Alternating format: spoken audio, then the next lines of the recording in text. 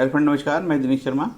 आज आपको राहु में केतु तुला लग्न की जो कुंडली होगी उन जातकों के लिए बताएंगे। किसी जातक में राहु में केतु के अंदर दशा चले और उसकी तुला लग्न है तो तुला लग्न के लिए विशेष वीडियो हो गया। और सभी 12 भाव में केतु की उपस्थिति के अनुरूप किस प्रकार के फल होंगे वो देखना होगा। थोड़ा सा आपको धैर्य रखना होगा, वीडियो लंबा हो सकता है और आप पूरा देखोगे तो ज़्यादा समझ में आएगा।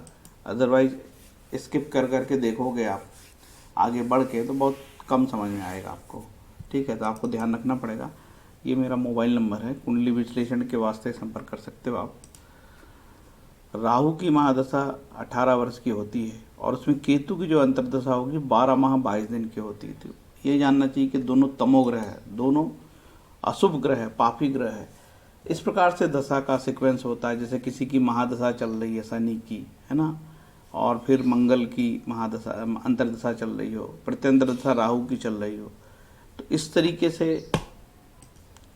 ये दशाक्रम देखिए। यदि आपकी राहु की महादशा चल रही हो और उसमें केतु की अंतर्दशा चल रही हो, ठीक है, और मान के चलो प्रत्यंतर शनि का आ गया और सूक्ष्म दशा मंगल की आ गई, प्राण दशा सूर्य की आ गई, तो ये इस तरीके के दशाक्रम सारे पापी ग्रह है, अशुभ ग्रह है। ठीक है, सूर्य जो है बिल्कुल क्रूर ग्रह है, भले अशुभ ना बोला जाए लेकिन क्रूरता बहुत है इसमें। तो इस प्रकार की जब ग्रह दशाएं चलती है तो जातक के जीवन में अनेक प्रकार के संकट आते हैं।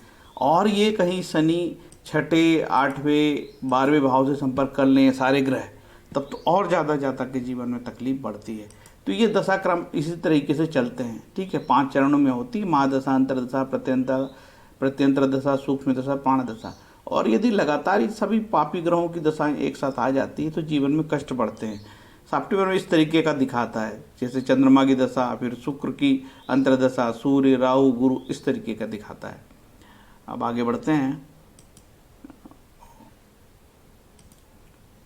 देखिए, राहु और केतु ये तमोगुणी हैं।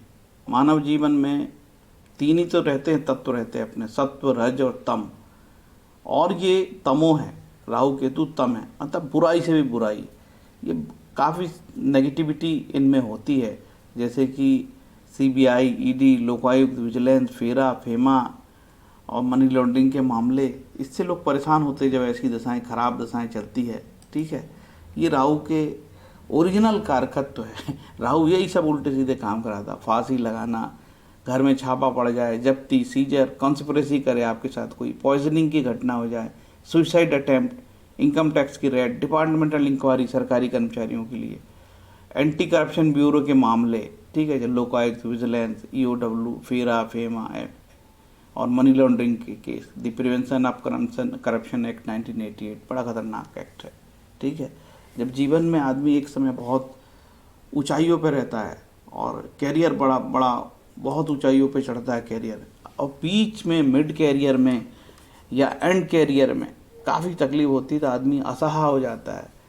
ये देखिए, इन्फोर्समेंट डायरेक्टरेट वाले आजकल मनी लॉन्ड्रिंग एक्ट में काम कर रहे हैं और ये मनी लॉन्ड्रिंग एक्ट में भयंकर ताकत दे दी है ईडी को, डायरेक्टरेट को, एजेंसी को, छापा मार रहे हैं, लोगों को बोल रहे हैं कि तुम धन कहाँ से लाया है। ठीक है, जवाब नहीं दे पा रहा धन। ठीक है, ये सब राहु की दशाओं का खेल होता है, मनी लॉन्ड्रिंग। ठीक है, बचो भैया। वित्तीय अपराध सबसे ज़्यादा आजकल दुनिया में वित्तीय अपराध होने लगे हैं। टैक्स की चोरी करना, गलत तरीके से अचानक धन कमा लेना, धन बचाना, बताना नहीं सरकार को, तो फिर तकलीफ बढ़ती है।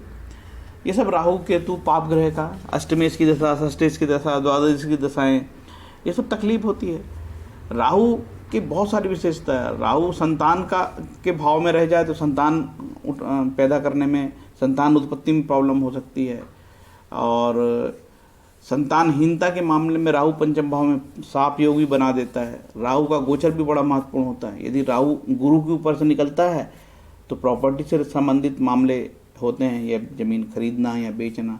राहु गंगा स्नान तक भी कराता है। यदि खासकर राहु का 9वें और 10वें भाव से कनेक्शन हो तो राहु गंगा स्नान कराता है। राहु और चंद्र की युति मानसिक परेशानी करती है ना। राहु, चंद्र, शनि, जिसको लोग बोलने लगते हैं कि पिशाच योग हो गया या फिर विष योग हो गया। विष योग का काफ़ी प्रचार है और कल भी एक जातक ने बोला कि मुझे विष योग है, तो मैंने बोला यार विष योग जैसी कोई ज़्यादा चीज़ होती नहीं है। शनि फास्ट मूविंग प्लानेट, चंद्रमा फास्ट मूविंग प्लानेट है, शनि स्लो प्लानेट है। तो दोनों का जो कॉम्बिनेशन है वो मानसिक आघात पहुंचाता है काफ़ी, खासकर पंचम स्थान पे हो, 8वें स्थान पे हो। ठीक है, एक डरा मन रहता है, और डरा हुआ मन कई प्रकार की बातें सोचता है। राहु और चंद्र की युति मानसिक परेशानी पैदा करती, खासकर 8वें भाव में हो ये तो। ठीक है, जातक परिजात में लिखा है कि यदि राहु केतु शनि ये सब पंचम भाव से वास्ता रखें तो जातक को क्षुद्र देवता जैसे काली चामुंडा की उपासना करनी चाहिए, मतलब शक्ति पूजा करनी चाहिए। ठीक है, 8वें भाव का राहु भी, 8वें भाव का राहु चंद्रमा शनि आदि केतु की ये काफ़ी मानसिक परेशान करते हैं। 8वें में राहु शनि चंद्रमा मंगल बहुत तकलीफ देते हैं।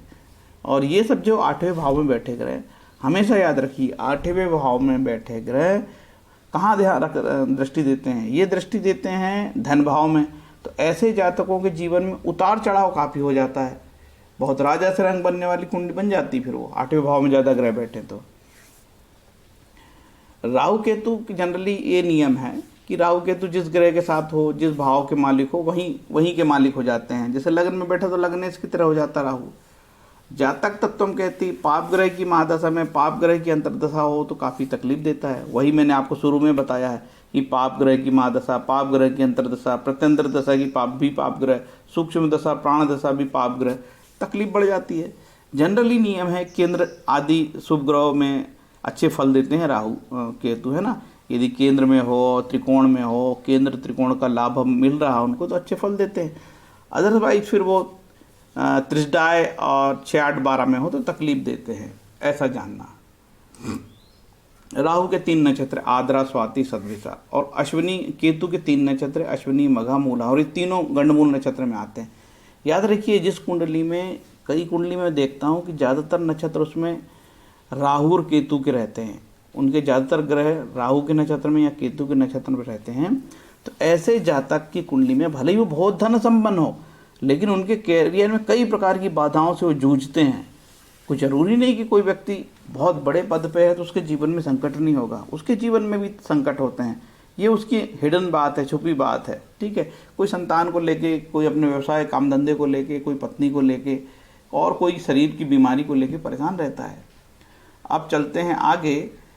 ऋषि पाराशर ने स्पष्ट कह दिया कि देखो भाई राहु केतु हमेशा खराब नहीं होते, यदि केंद्र और त्रिकोण में बैठेंगे तो वे अच्छे फल देते हैं। ठीक है, केंद्र में बैठा तो अच्छे फल देगा, लेकिन खासकर उनको केंद्र और त्रिकोण के 2 स्थान नवम और दसम का यदि लाभ मिल जाए, नवमेश दशमेश की युति से कोई रिलेशन दृष्टि से संबंध बनाए, तब वो अच्छे फल भी देने की स्थिति में होते हैं। हमेशा खराब ही फल देता है राहु, ऐसा नहीं। ये दोनों जिस भावेश के साथ रहते हैं, तो जिस भाव में रहते हैं उस भावेश से भाव के अनुसार फल देते हैं, अदरवाइज फिर ये खराब भी फल देते हैं। अब राहु केतु की जो उच्च नीच की राशि, इसमें भी काफ़ी मतभेद है। कुछ ज्योतिषी कहते हैं कि साहब ये मिथुन राशि में उच्च का होता है, कुछ कहते हैं कि वृश्चिक में होता है, कुछ कहते हैं वृषभ का होता है। तो ये राहु केतु की भ्रांतियाँ कभी ख़त्म नहीं होती। जनरली मैं राहु को वृषभ में उच्च का ले लेता हूँ और नीच में वृश्चिक का ले लेता हूँ, तो कई बार अच्छे फल मैंने देखे हैं, लेकिन अब अनुभव की बात है भाई ये तो। ठीक है, अब ये देखिए एक और राइटर कहता है कि राहु इतना पावरफुल है राहु केतु कि जिस राशि में बैठे हैं उसके स्वामी को भी बाधकेश बना देते हैं। ये बड़ी विचित्र बात भाई, सदा उल्टा चलते हैं, ये बात तो जानते ही होंगे आप लोग। राहु केतु के साथ रहने वाला ग्रह निर्बल बन जाते हैं। बोलते हैं ना कि आपका सूर्य राहु से पीड़ित हो गया, आपका चंद्र केतु से पीड़ित हो गया, तो ये राहु केतु की ताकत है। और आगे बढ़े,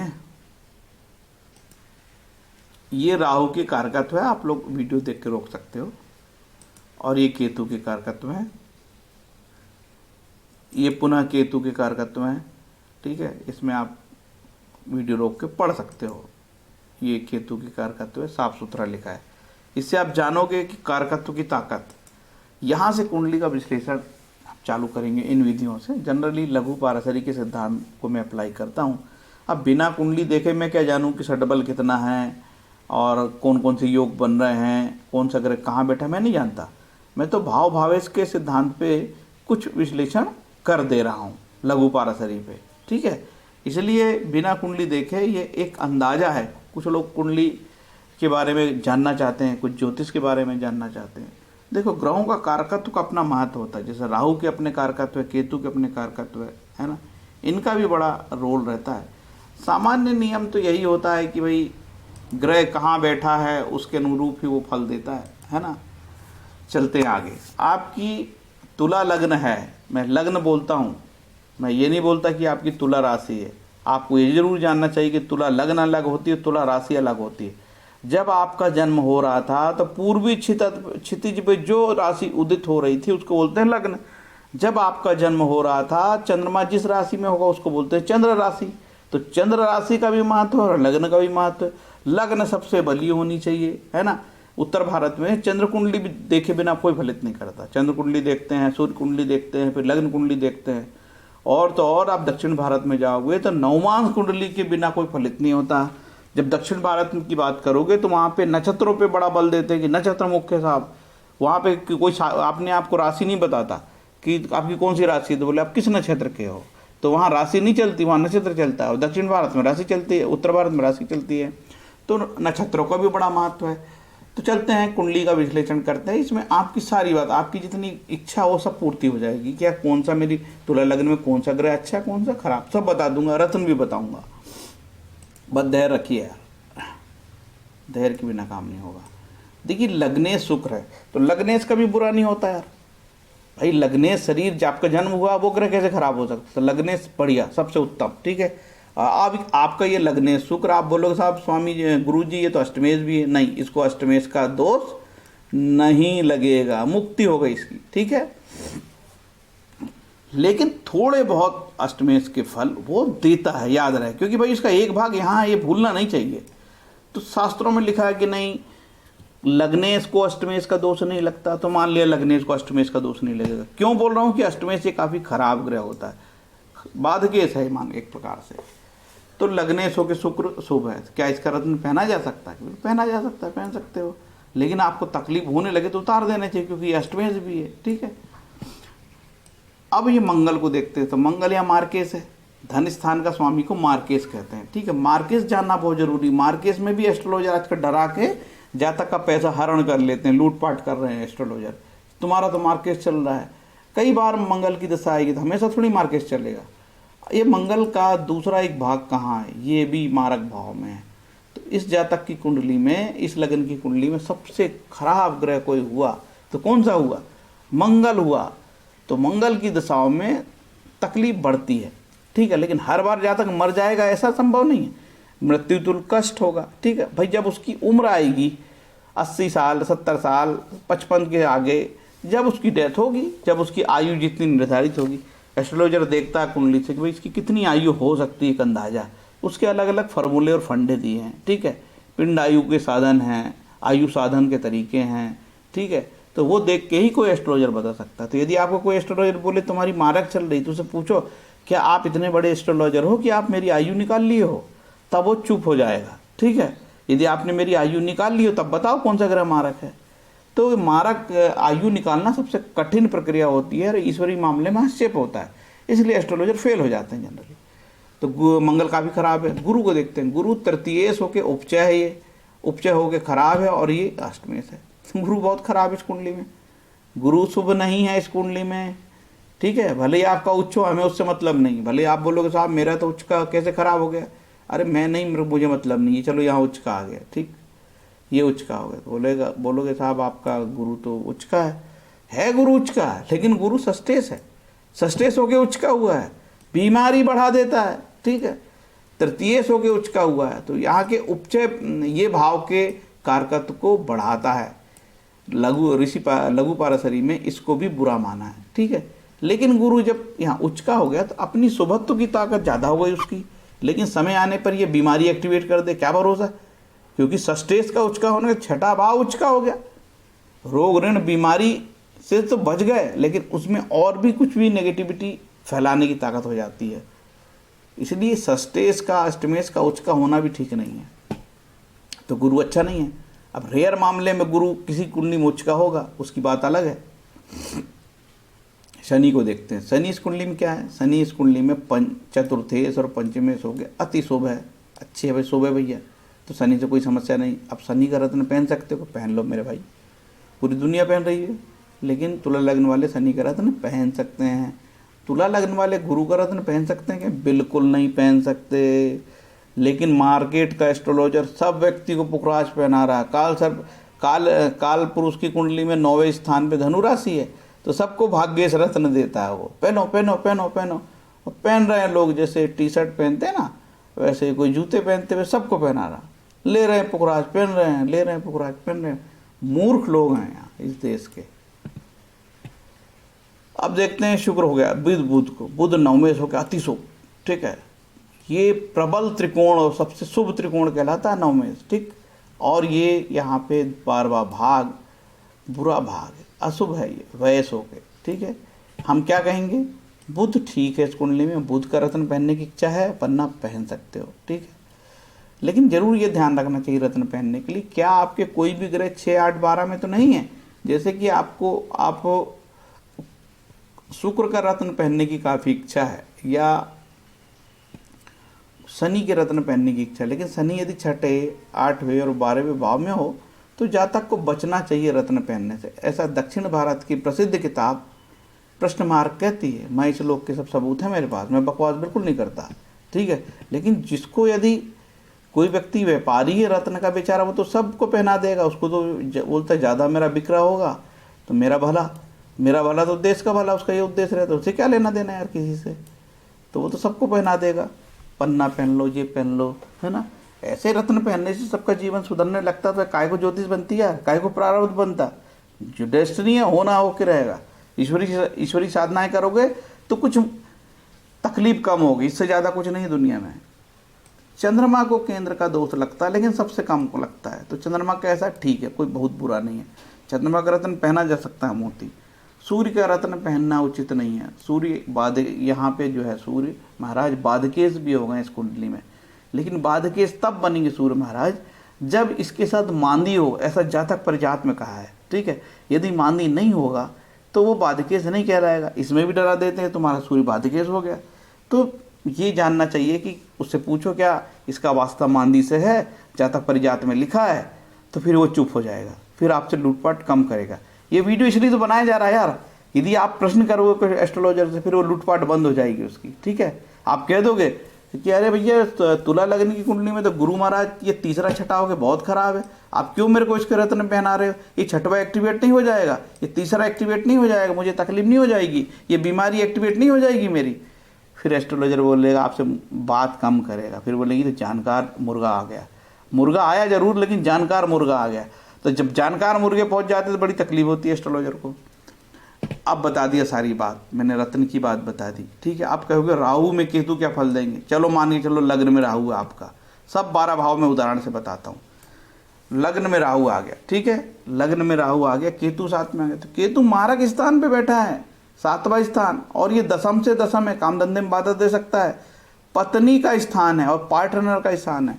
यदि ये केतु खराब फल देगा तो अपने व्यापारिक पार्टनर से नुकसान, अपनी पत्नी की हेल्थ का इशू, पत्नी से अनबन, पत्नी से तलाक, पत्नी से लड़ाई झगड़े, सब संभव है, ठीक है। बस ये कि मंगल कैसा है, यदि मंगल बहुत खराब है, मंगल ही नीच का हो गया देखो, तब इसका जो मालिक है, केतु का मालिक कौन हो गया राशि स्वामी, मंगल नीच का तो बहुत खराब फल देगा। पता लगा कि मंगल यहाँ बैठा है, यहाँ बैठा है, यहाँ बैठा है, यहाँ बैठा है, खराब फल देगा, ठीक है, उसका मालिक खराब है। अब चलते हैं, अब देखिए एक और चीज़ बताएं, जब भी राहु और केतु के सामने ही रहता है कि ये 180 अंश के आमने सामने रहते हैं। जब भी राहु यदि यहाँ रहेगा तो उससे 7वें भाव में केतु रहेगा ही रहेगा, है ना। अब चलो मंगल यहाँ, राहु यहाँ आ गया, तो राहु वृश्चिक का नीच का भी लिखा है यार, ठीक है, तो ये तो बड़ी तकलीफ दे बात हो गई। राहु यहाँ पे कई बार राहु नीच का हो गया, मुंह में तकलीफ दे देता है, दांतों में तकलीफ दे देता है, दांतें पोले हो जाते हैं। वृश्चिक का राहु दांत पोले कर देता है, कई बार दांतों में बहुत तकलीफ होती है लोगों को, ठीक है। राहु दांत का भी कारक है, यदि किसी का लग्न में राहु हो तो उसके दांत बड़े बड़े होते हैं, ठीक है। अब ये लग्ने शुक्र का मैं, हाँ अब आगे बढ़ते हैं। तो ये केतु यहाँ होगा तो बहुत बुरी स्थिति में नहीं हो गया, ये मारक स्थान में बैठ गया, और ये केतु से अच्छे फल की क्या उम्मीद करोगे यार। ये केतु तो आपके काम धंधे छुटवा दे, नौकरी छुटवा दे, है, माता पिता की किसी की डेथ करा दे, आप अलग थलग पड़ जाओ, कोई इन्फेक्शन पैदा हो जाए, शरीर में कोई ऑपरेशन हो जाए, कोई क्रॉनिक बीमारी लग जाए, सबकी ताकत है इसमें। 8वां स्थान क्रॉनिक बीमारी, ये राहु तीसरा पहुंच गया, तो ये आपका केतु यहाँ पहुंच गया। अब 9वां केतु और तीसरा राहु के बारे में बहुत नेगेटिव बात नहीं शास्त्रों में लिखी है, तो इसमें कोई मैं बहुत खराब फल की उम्मीद नहीं करूंगा, लेकिन इतना जरूर कहता हूं कि ये बुध कैसा है, बुध पे डिपेंड करेगा, और केतु के साथ केतु किस नक्षत्र पे ये भी देखा जाएगा, तब हम कोई फलित की उम्मीद करेंगे। अदरवाइज केतु कई बार यदि खराब होगा बुध, तो ये केतु आपको अधार्मिक बना सकता है, कुतर्की बना सकता है, पिता से मतभेद करा सकता है, पिता के विषय में कोई नेगेटिव बात हो सकती है, ठीक है। लेकिन राहु केतु दोनों पाप ग्रह हैं, इसलिए बहुत अच्छे फल की उम्मीद हम नहीं करते राहु केतु में, ठीक है। अब देखिए राहु चौथा हो गया और केतु 10वां हो गया।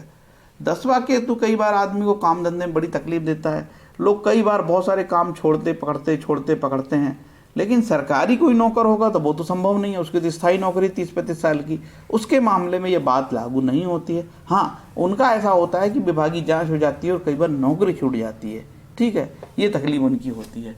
तो ये केतु 10वां केतु काम धंधे के मामले में यहाँ तकलीफ दे है, बहुत शुभ नहीं माना जाता इसको, ठीक है। अब राहु 5वें भाव में हो गया, ये यहाँ पर फलित बताने के लिए है। 5वां राहु कई बार क्या करता है, संतान के मामले में तकलीफ देता है, ठीक है, और तो और आपकी जो बुद्धि है, बुद्धि को भ्रमित करता है, कंफ्यूज करता है, ठीक है, परेशान करता है, शैतानी बुद्धि पैदा करता है, उल्टा सोचने की ताकत हो जाती है। राहु उल्टा चलता है भैया, तो आदमी उल्टी बुद्धि की काम करेगा, उल्टे सीधे काम करेगा, ठीक है। राहु कई बार यहाँ पे जो है प्रेम प्रसंग में आपको छल कपट धोखा आपके साथ करवा देता है, खासकर फीमेल के मामले में, है ना। अब राहु यहाँ आ गया तो केतु, अच्छा केतु का भी तो बता दूं, केतु यहाँ पे 11वां केतु का कोई बहुत नुकसान की बात कहीं नहीं पे लिखी है शास्त्रों में, ठीक है। तो इस विषय में बहुत मैं नेगेटिव बात नहीं करूंगा, इतना जरूर कहूंगा कि सूर्य के अनुसार वो फल देगा और नक्षत्र के अनुसार फल देगा, और जो ग्रह बैठे उसके अनुसार फल देने की वो ताकत रखेगा। लेकिन 11वां केतु बहुत नेगेटिव नहीं है, ठीक। अब ये 12वां केतु मोक्षदायी होता है, ऐसा लिखा शास्त्रों में। 12वां केतु मोक्षदायी होता है, ऐसा शास्त्रों में लिखा है। अब ये केतु यहाँ होगा निश्चित रूप से ठीक 7वें घर में राहु होना ही होना है, क्योंकि ये दोनों साथ साथ चलते हैं भैया। 12वां केतु की बड़ी तारीफ है भैया, लेकिन आध्यात्मिक मामले में अब पूरी दुनिया आध्यात्मिक नहीं है, सबको खाना कमाना, तो 12वां केतु आम आदमी के लिए तकलीफ दे हो सकता है, ठीक है। 12वां केतु हॉस्पिटल पहुंचा सकता है। अब ये देखा जाएगा बुध कैसा है, रोग ऋण बीमारी कोर्ट कचहरी सब कराने में सक्षम है 12वां केतु। आपका जब 12वां केतु की दशा चले, आपका कोई काम ना हो, रिजल्ट ओरिएंटेड कुछ काम ना हो, समय बर्बाद हो, पैसा बर्बाद हो, नुकसान हो, ठीक है। अब इसके नक्षत्र जरूर देख लेना यहाँ पे कि आप किस नक्षत्र में, किस ग्रह के साथ बैठा है, उस पर भी डिपेंड करेगा। केतु लग्न पे आ गया तो राहु यहाँ पे आ गया। ये स्थिति वैवाहिक जीवन में के लिए बहुत अच्छी नहीं मानी जाती कि लग्न का केतु हो और राहु यहाँ पे हो। राहु का 7वें विवाह स्थान पे बैठना बहुत उचित नहीं माना जाता। कई कुंडली में तकलीफ हमने होते देखा है, और खासकर इस राहु के साथ कहीं और कोई ऐसा ग्रह आ जाए जो तकलीफ बनाने लगे, जैसे कि यहाँ पे गुरु आ जाए। देखिए, तो गुरु के बारे में कहा गया है कि गुरु जिस भाव में बैठता है उस भाव को नाश कर देता है। हमने कई बार देखा कि गुरु 7वें भाव में बैठ के तकलीफ दे देता है, ठीक है। खासकर ये सस्टेस हो गया है यहाँ पे, तो तकलीफ बढ़ सकती है। और ये पराक्रमेश हो गया है तो उपचय वाला भाव है, पत्नी के पराक्रम इतना हो कि झगड़ा हो जाए, है ना, इतनी दबंग हो पत्नी। तो यहाँ गुरु 7वें भाव में गुरु कार को भावनाशय नहीं करेगा, क्योंकि 7वें भाव में शुक्र कार को भावनाशय करता है, ठीक है। ये राहु यहाँ पे आपके पार्टनर, जो व्यापारिक पार्टनर है, उससे धोखा खा जाओगे आप, ठीक है, व्यापारिक पार्टनर से। और आपकी पत्नी भी तो पार्टनर होती है। यदि मंगल बहुत खराब होगा, अब जैसे ये मंगल यहाँ मंगल यहाँ पे आ जाएगा, ठीक है, तो ये स्थिति तकलीफदेह हो जाएगी। यहाँ मंगल का होना ठीक नहीं है भैया। और जब मंगल यहाँ पे होता है तो कई बार मंगल 7वां मंगल वैवाहिक जीवन में तकलीफ और विवाह की उम्र कम करता है। मैंने क्या बोला, विवाह की उम्र कम करता है। अब कोई नहीं मरता यार, फटाफट मंगल हो गया 7वां तो मर जाएगा, शास्त्रों में लिखा। अब नहीं मरे कोई यार, या मंगल 8वां हो तो नहीं मर रहे लोग यार, ठीक है, अब नहीं मरते। अब क्या होता है, विवाह की उम्र कम हो जाती। विवाह की उम्र मतलब खटपट हो गई, अलग अलग हो गए, दूसरी शादी कर ली, ऐसा होता है ना। तो दूसरी शादी करना कोई अच्छी बात थोड़ी है। केतु 8वां हो गया तो राहु 12वां हो गया। देखो 8वां राहु से मैं काफ़ी बचाता हूँ। कल ही मैंने एक कुंडली देखी थी, 8वां राहु था, लंबे समय से उस जातक की राहु की दशा चल रही थी, वो बड़ा मानसिक विक्षिप्त हो गया था, पढ़ रहा 10 लाख मंत्र पढ़ डाला यार उसने राहु की। मैंने बोला वाह भाई 10 लाख मंत्र पढ़ गया, लेकिन वो डरा हुआ था, भयंकर आध्यात्मिक हो गया और दुनिया भर के मंत्र पढ़ा। मैं नहीं पढ़ा, एस्ट्रोलॉजर होकर मैं नहीं पढ़ता ज़िंदगी में इतने मंत्र यार, मेरे से नहीं पढ़े जाते यार। नवग्रह स्तुतम पढ़ लिया मैंने, बहुत है, इससे ज़्यादा मैं ज़्यादा पूजा करता नहीं हूँ, ठीक है। 10 लाख की पूजा कर ली, मैं तो उसकी कुंडली देखने लगा, ये आदमी 10 लाख की पूजा कर रहा है, कितनी ताकत है इसकी, ठीक है, भयंकर ताकतवर आदमी। और उसके कर्क लगन की कुंडली थी, अजीब हो गई, 10 लाख मंत्र केतु राहु को पढ़ डाला यार। तो 8वां राहु काफ़ी खराब होता है। और बता दूं कि यदि कोई मंत्र साधना करते हैं तो उनको कई प्रकार के जो अशुभ प्रभाव उसमें कमी आती है, इसमें कोई दो मत नहीं है, शक नहीं करिए।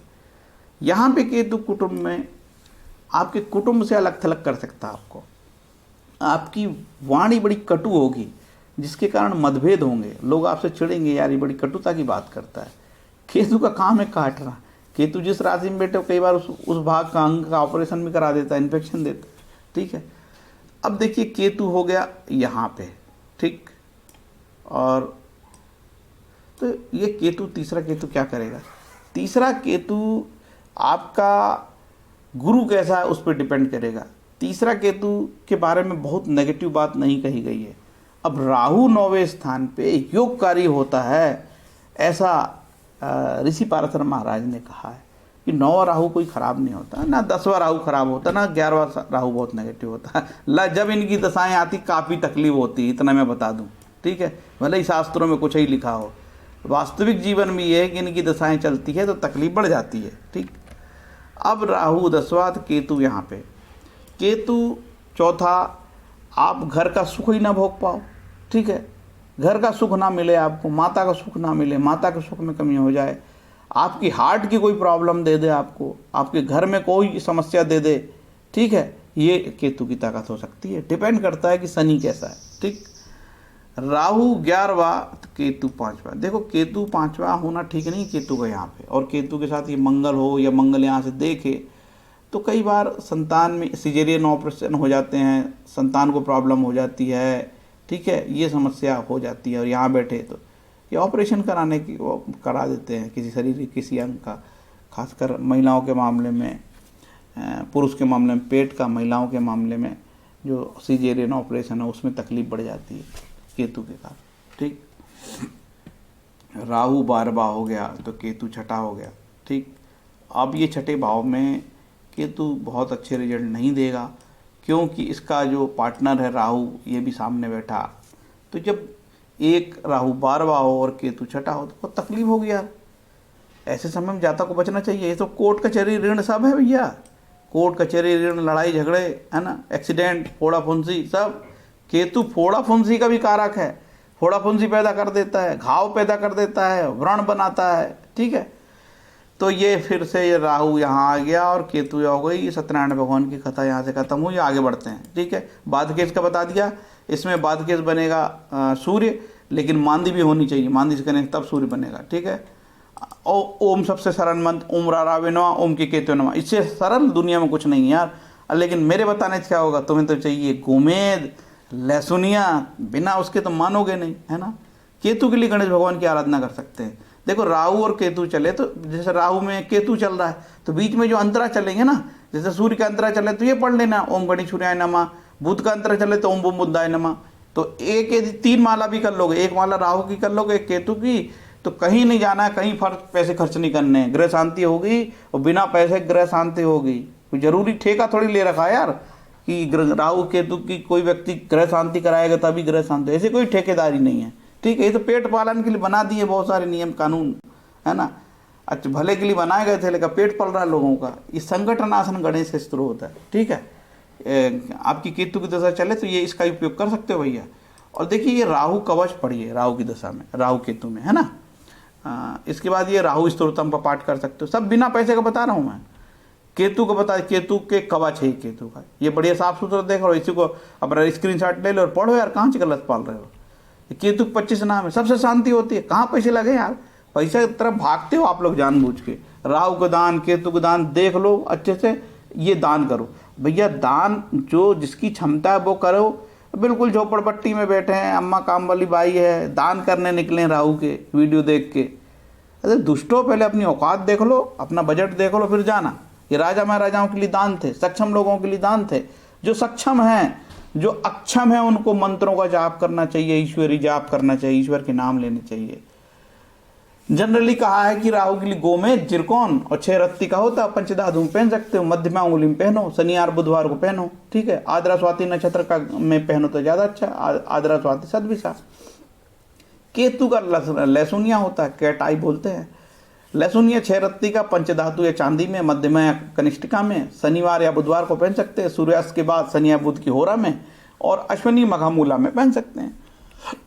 और क्या चाहिए? इस वीडियो मैंने सब बता दिया यार, मुहूर्त तक बता दिया, ठीक है। फिर भी लाइक नहीं करोगे यार, क्योंकि चाहिए लहसुनिया, चाहिए गोमेद, किसी ने बता रखा टीवी में, है ना, और वो बिल्कुल चमत्कारिक हो जाएगा, बताएगा।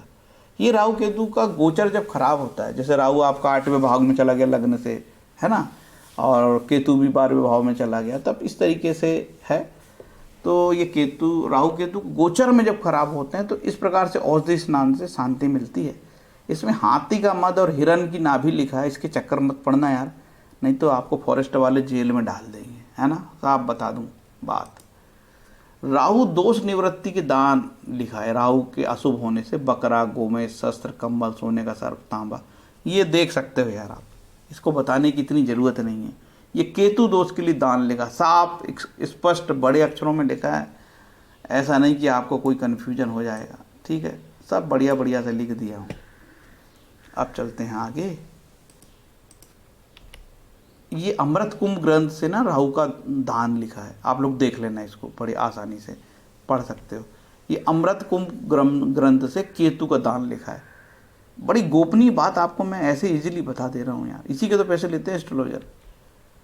देखिए राहु और केतु के लिए लहसुनिया गोमेद बताया है, लेकिन आप बिल्कुल धन नहीं हो, वीडियो देख लियो, पागल हो चुके हो पुड़ते, कई वीडियो देख लियो, केतु के लिए लहसुनिया पहननी है, पैसे नहीं अम्मा के पास, क्या करोगे? इसके लिए एक लाजावर्त आता है, सस्ता होता है, वो लाजावर्त भी पहन सकते हो राहु केतु के लिए, ठीक है, उसको धारण करने है ना।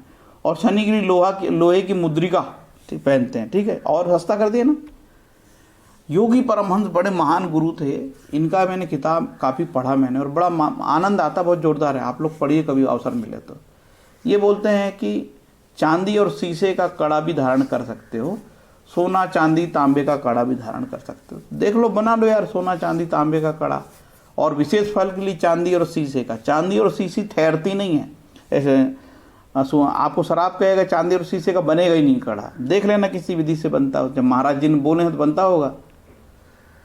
ग्रह दोष निवृत्ति के लिए मुद्रिका अंगूठी धारण करते हैं, जैसे बहुत घर में गरीबी आ गई, काम धंधे बंद हो गए, रोजी रोजगार खत्म हो गया, सब आगे पूरा काला ही काला दिख रहा है, बिल्कुल अंधेरा छाया हुआ है, दिन में भी अंधेरा दिख रहा है कैरियर में पूरा, तो 12 भाग चांदी, 16 भाग तांबा और 10 भाग सोना। लेकिन आप तो गरीब हो यार, आपके पास पैसे ही नहीं हो, तो ये इसको लफड़े, इसको छोड़ देना आप लोग, संपन्न लोगों के लिए है ना। है ही नहीं पैसा तो कहाँ से लाएगा सोना चांदी यार, और कौन बना रहा सुनार तुम्हारे लिए। केतु के लिए अश्वगंध की जड़ जो है मंत्र, केतु के मंत्र जाप करके राइट हैंड साइड में धारण कर सकते हो। और राहु के लिए मलय चंदन की जड़, ठीक है, मिलता नहीं है, मुश्किल है ये सब। और सबसे बढ़िया उपाय नवग्रह स्त्रोतम, बिना पैसे के, न हर्रा लगे न फिटकरी, 9 ग्रह के 9 श्लोक पढ़ो, उल्टे सीधे काम नहीं करो और खुश रहो यार। अब उल्टे सीधे काम अच्छा, एक और चीज़ मैं बता दूं, राहु शांति के लिए दुर्गा शक्ति पूजा करनी चाहिए, है ना, ऐसा ऋषि पाराशर महाराज ने बताया है। जो व्यक्ति शुद्ध भक्ति करता है उसको यार राहु केतु तो कुछ नहीं कर सकते, मैं स्पष्ट बता रहा हूँ आप, ठीक है ना। जो वर्षों से रामचरितमानस पढ़ता हो, गुरु मंत्र पढ़ रहा हो, ठीक है, और जो रामचरितमानस पढ़ता हो वर्षों से, क्या डरना यार उसको। विष्णु सहस्त्र नाम पढ़ता हो, क्यों डरना। जब कोई शुद्ध भक्त हो तो उसको ग्रह क्या करते हैं, ग्रह उसका कुछ नहीं कर सकते, शुद्ध भक्तों का, वैष्णवजन का, भक्तजन का। जब ऐसे लोग भक्ति करते हैं, भक्ति से मोदंते पितरो नत्यंती सनाता चे भूर्वर्ती, ईश्वर की भक्ति से सब प्रसन्न होते हैं। पृथ्वी माता नृत्य करने लगती, देव तीर्थ कर्म ऋण सब उऋण हो जाता है, देवता नृत्य करने लगते हैं। कहाँ बचा ना राहु केतु का काल सर्प योग बचेगा, ना साप योग, ना विष चंद्र राहु का अंगारक, है ना। डरने की जरूरत नहीं है। मंगल नीच का है, गुरु नीच का है, शनि नीच का है, डरने की जरूरत नहीं है। केवल शुद्ध भक्ति करो। पैसे बचाओ यार, पैसे नहीं है लोगों के पास, जिसके पास है उसको जो पहनना पहनो, स्वतंत्र हो। दान, जप, विष्णु सहस्त्रनाम, शिव सहस्त्रनाम, महामृत्युंजय मंत्र, गुरु प्रदत्त मंत्र, पठन पाठन, रामायण गीता, भागवत पाठ, हनुमान चालीसा, सुंदरकांड, विभिन्न प्रकार के स्त्रोत पाठ, राम रक्षा स्तोत्र, नारायण कवच, गजेंद्र मोक्ष, ललिता सहस्त्रनाम, जब ये करते हो तो डरते क्यों हो? और चलने दो, राहु केतु चले, राहु शनि चले, क्या फर्क पड़ता है। और इसके बाद विष्णु सहस्त्रनाम, बढ़िया जोरदार दवाई है भैया, अच्छी दवाई है। अब एक खास बात मैं अंत कह देता हूँ, और ये लफड़े में ज़्यादा रहता नहीं भैया, लाइक करना, शेयर करना, लगे तो करना, नहीं तो नहीं करना, हमारी दाल चटनी चलती है, कोई फ़र्क नहीं पड़ता। एक और ख़ास बात मैं कहना चाहता हूँ, मैंने ये बता दिया यार कि ये करना, वो मंत्र करना, ये मंत्र करना, ये सब उन लोगों के लिए लागू है जो सात्विक लोग हैं, ठीक है, जो अपराध की दुनिया में इन्वॉल्व नहीं है, जिनके भयंकर कर्म हो गए हैं, चरम 100 हो गए, शतक मार लिया पाप कर्म से, भयंकर क्रिमिनल एक्टिविटी में इन्वॉल्व है, पाप कर रहा है, वो ऐसे लोगों ये मंत्र करेगा तो शायद लागू ना हो उस पर। जो शुद्ध आत्माएं हैं, जो बेचारे ईमानदार हैं, धोखे से फंस जाते हैं, प्रारब्ध में फंस जाते हैं, उनके लिए ज़्यादा कारगर है। अब जो क्रिमिनल एक्टिविटी में इन्वॉल्व है वो मंत्र करेंगे तो थोड़ा उनको ज़्यादा करना पड़ता है, ठीक है, उनको वो ये 10 लाख करना पड़ता है, फिर 10 लाख, 11 लाख, 12 लाख, सुन के ही डर जाए आदमी। मैं तो जिंदगी नहीं करूँ यार, मेरी प्राण निकल जाए तो 10 लाख मंत्र मैं नहीं करूँगा, प्राण हर ले भगवान तो ना करूँ 10 लाख। इतनी जीने की लालसा क्यों यार, जब मालूम है कि आए हो तो जाना है। और जो डेस्टिनी को मानता है, मैं डेस्टिनी को मानता हूँ तो मैं बहुत खुश रहता हूँ। मुझे मालूम है यार कि जो डेस्टिनी करना है करना है। इसका ये मतलब नहीं कि डेस्टिनी करना है तो कुआं में कूद जाओ, सड़क के सामने आ जाओ, रेल के किनारे आ जाओ, ये नहीं। डेस्टिनी करती है, आप अपना काम करिए। गीता में बोला आप अपना काम करिए, फल मिलेगा। डेस्टिनी अपना काम करती। डेस्टिनी को कोई एस्ट्रोलॉजर नहीं बदल सकता, डेस्टिनी को राहु केतु नहीं बदल सकते, डेस्टिनी को हीरा मोती पहनने से डेस्टिनी नहीं बदलती। डेस्टिनी अपना काम करेगी। हाँ, ईश्वरी जब तक करोगे आप, ठीक है, जो निर्धारित राहु केतु के मंत्रों का जाप करोगे और आपका शुद्ध मन है, आपने किसी गलत काम में इन्वॉल्व नहीं है, तो आपको जल्दी फलित हो जाएगा। आपकी जो समस्याएं जल्दी उसे निजात मिल जाएगा। लेकिन आपके प्रारब्ध के कर्म इतने खराब हैं, आपका प्रारब्ध आपको घसीट रहा है, गड्ढे में ले जाना है, आपको बोला कि नहीं पीना दारू तो भी पी रहा है, क्योंकि उसको प्रारब्ध लेके जा रहा है। प्रारब्ध उसको मारेगा, प्रारब्ध उसका लीवर खराब करेगा, इसको बोलते हैं प्रारब्ध। तो प्रारब्ध घसीटता है, जानबूझ के वहाँ ले जाता है जहाँ नहीं जाना चाहिए। कई लोग पानी में डूब के मर जाते हैं, कुंडली में ऐसे योग होते हैं, लेकिन वो उसको बताता भी एस्ट्रोलॉजर, देख भाई पानी में मत जाना, लेकिन वो जाएगा और डूब के मरेगा, क्योंकि प्रारब्ध उसको घसीट के ले गया। तो ये प्रारब्ध से आप नहीं लड़ सकते हो। प्रारब्ध से निवेदन कर सकते हो, निवेदन करने का माध्यम ईश्वर है, निवेदन करने का माध्यम विष्णु सहस्त्रनाम है, और जो मैंने आगे कहानी बात बताई है कि राहु में केतु चले तो क्या मंत्र पढ़ना है ना, शनि में गुरु चले तो क्या मंत्र पढ़ना, ये मैंने तरीका आपको बता दिया है। ये वीडियो से आप लोगों को जो भयंकर डर है, खूब डरे हुए हो, आपको डरा दिया गया है, अनेक प्रकार के वीडियो बदल बदल के देख रहे हो, पूर्ण तो पागल हो चुके हो, 12 बजे रात तक देख रहे, आँख फाड़ फाड़ के औंधे हो गए, है ना, तकिया नीचे हैं, वीडियो हाथ में ऊपर पड़ा, आंखें अंधे हो जाओगे, आंखों से दिखेगा नहीं। मूर्खों, ऐसा ना करो, रात में ना देखो, खट्टे औंधे सो गए हैं, देख रहे हैं वीडियो, पलट बदल बदल के देख रहे हैं। अरे भैया, क्रिमिनल केस में फंस गया है, धीरे से जमानत होगी, धैर्य रखो। ऐसे थोड़ी होते उल्टे सीधे आईपीसी में अपराध कर लिए हैं। कोई लोग, एक लड़का बैंक फ्रॉड कर लिया, बैंक में नौकरी करता था और 8-9 लाख चुरा लिया, अब मेरे से चमत्कार की उम्मीद करता है। मैंने कहा मैं क्या चमत्कार दूंगा यार, तो तू नगीना पहन ले, हीरे मोती पहन ले, कहीं कितने मंत्र जप ले, तूने अपराध किया भाई तो सजा मिलेगी यार तेरे को। तो ये सब चीज़ें ऐसे ही चलती है। वीडियो काफ़ी लंबा हो गया, ज्ञान काफ़ी लंबा हो गया, लेकिन ये वीडियो इस तरीके से कोई देखता है तो उसका धन तो बचेगा ही बचेगा, आत्मविश्वास पैदा होगा, और जैसे ही आत्मविश्वास पैदा होगा उसका, इसकी बाद उसके जीवन में जीने की जो कला है और जीने की जो जिजीविषा है वो बढ़ जाएगी। यार ईश्वर पे विश्वास तो रखो। पूरी जो गीता प्रेस है उसमें भगवत भक्ति, नवधा भक्ति, ईश्वर के नाम जप की महिमा, इसके विषय में कहा। गीता प्रेस ने नहीं कहा कि हीरा पहन लेना, मोती पहन लेना, भाग्य को चमकाने के लिए गुरु का रत्न पहन लेना, है ना, नीलम पहन लेना, अमिताभ बच्चन बन जाना, ऐसा नहीं कहा है। ठीक है, नवधा भक्ति बोला है, ईश्वर की नाम महिमा कहा है, कलो हरि कीर्तन, कलो हरि कीर्तन, हरे कृष्ण कृष्ण कृष्ण हरे हरे, हरे राम राम राम हरे हरे। हे माँ सरस्वती सभी को सद्बुद्धि दे, मुझे भी दे, सभी को दे। ओम गणपते नमः, ओम गणेश आदित्य ओम, श्री माँ सरस्वती नमः, सबको सद्बुद्धि दे।